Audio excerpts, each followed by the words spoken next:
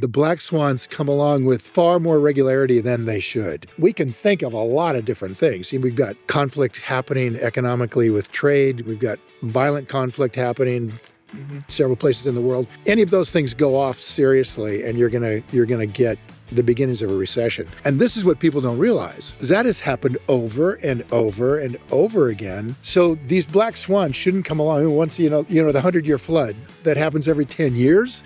That's not good. And so we get the beginning of a recession, you're going to see the baby boomers jump. Just before we get started, you guys, I want to let you know, after the packed out workshop that we did here in Atlanta in September, we got so many requests for another one. So we decided to host another one for March of 2026. Secure your free ticket today. The signups are now open. Phil, do you see a big stock market event occurring in 2026? And if so, what should we do? Right. I mean, we talk about that. I like Nicholas Taleb's term, the black swan. Taleb's really added a lot to the whole lexicon of investing when he brought that out, that the black swans come along with far more regularity than they should, according to modern portfolio theory, right? They're very much a tail event that should happen very rarely, and they don't happen very rarely. They happen quite often. And the thing that kind of defines a black swan event is that you just can't imagine it happening.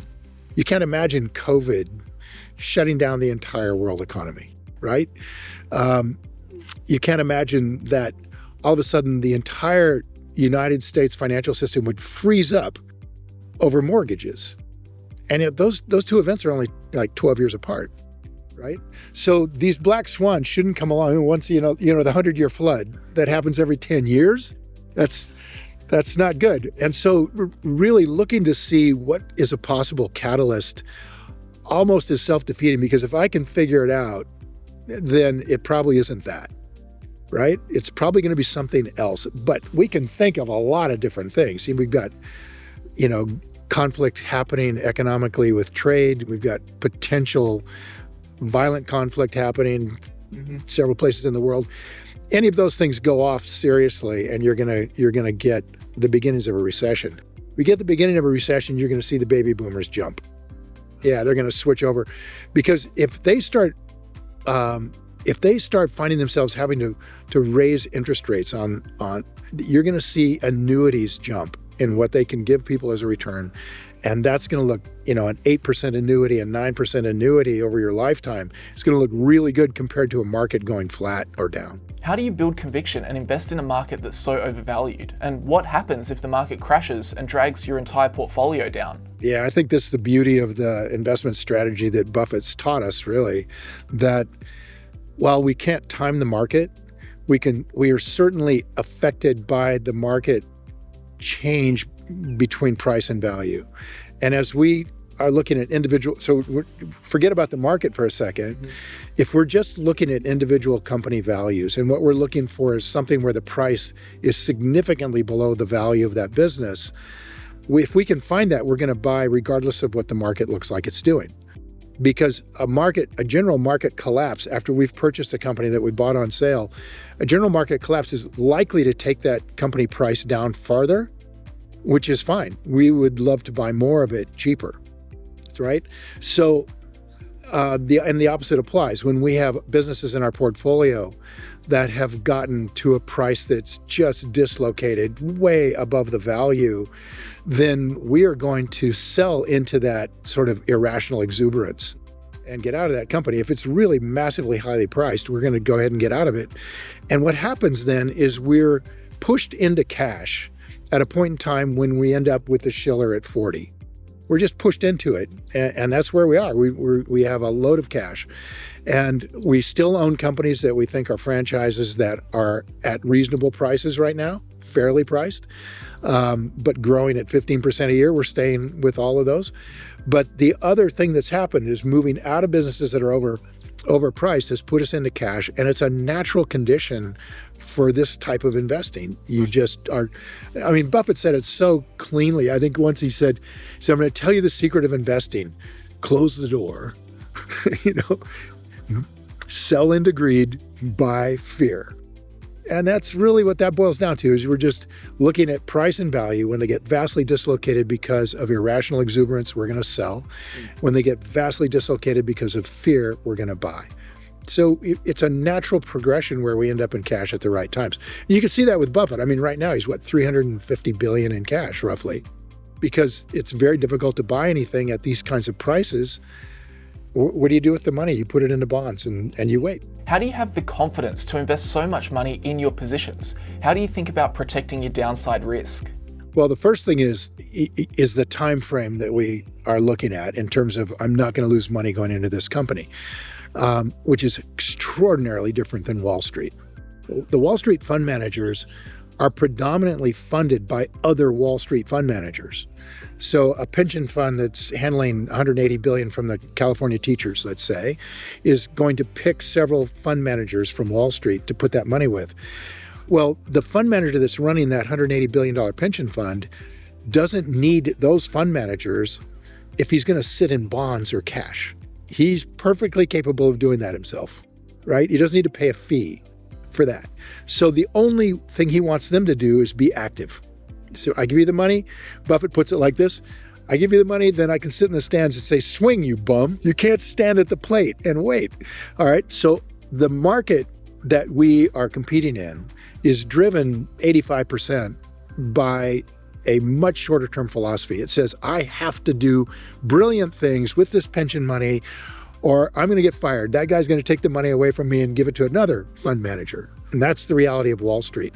So short-term thinking in Wall Street is predominant. Like I sat next to a fund manager from, I won't name the company, very large mutual fund company, who said, the longest we stay in any particular company is about 90 days. We have to keep moving to stay with our peer group and the index. Whereas, we might sit in cash for a couple of years waiting for an opportunity to get into a company we want to own. So, it's a very different philosophy for what we do. So the length of time that we're looking at is much, much longer before we would think, well, we have a permanent loss of capital. Its point being, we can buy something that's on sale, paying 50 cents on the dollar. Market crashes in it. We're perfectly content to have it go down another, 50% because we have conviction. So your point is, how do you get there with that conviction? All right, the first thing is you narrow down the world that you have to be convicted about really tightly.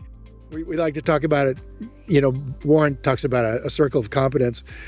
We talk to people who are just getting started. A circle is much too large. You want a narrow little canyon. We say an inch wide. Yeah, right there. Go a mile deep on that inch. Yeah. And when you go a mile deep on an inch that you can understand, like for me, when I was thinking about doing all this stuff as a guide out in the Grand Canyon, I was like, wow, what can I really understand? And it turned out I could really understand cruise ships. It was like, I am in the cruise ship business. It's just a raft in the Grand Canyon. Okay. It's not this thing with 4,000 people on it. It's got 6 people on it, but it's the same business. It's the same service business, the same connection with the people that you have to have. And I can look at companies and see what they're doing basically in my industry. And the same thing with Harley Davidson as one of our early investments is I understood Harley because I had built Harley from scratch, right? Rebuilding engine, rebuilding the frame, doing the whole thing. And I understood why people were getting involved in Harley Davidsons back in the 1980s, right? So you find an area of the market that you're already really comfortable with. My daughter Danielle liked to shop at Whole Foods, and that was her first step into buying companies she understood. So conviction comes from understanding the business. That's the number one thing.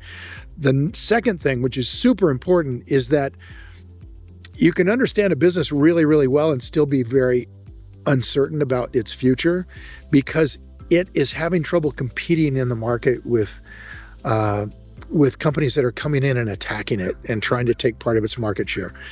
And so you want a company that has some quality to it that prevents this competition from shrinking its market. It's got to have something that is unique to that company, which is very hard to copy. Like the way Chipotle Mexican Grill creates completely natural, organic, really gourmet food at this price point is really hard to copy because you've got the problem of food storage. You've got the problem of maintaining the health quality of the restaurant itself. You've got the issue of sourcing those quality products around the world, around the country. And that's very difficult, it turns out. And as a result, after all these years of Chipotle being famously successful, no other company has come out with a national competitor. Last question, Phil. If you needed to record a promo reminding everybody about your upcoming 3-day live workshop happening March 6th to 8th in Peachtree City that's totally free to attend, how would you do it? Give me your best read. I would love to invite you to my upcoming 3-day investing workshop. We're live, Peachtree City near Atlanta, Georgia. We're going to be live with me and my coaches. You're going to learn how to analyze businesses and value stocks and turn macro chaos into long-term opportunity to create generational wealth. And Phil, how can I get my hands on one of the very limited 300 tickets that exist for this 3-day workshop? So grab a free ticket, just click on the link in the description. We don't sell anything at this workshop. We're just there to teach you. You can grab that link in the pinned comment, or you can scan the QR code on the screen, and we would love to see you there, guys. Take advantage of this. And with that said, thanks for watching. Now go play.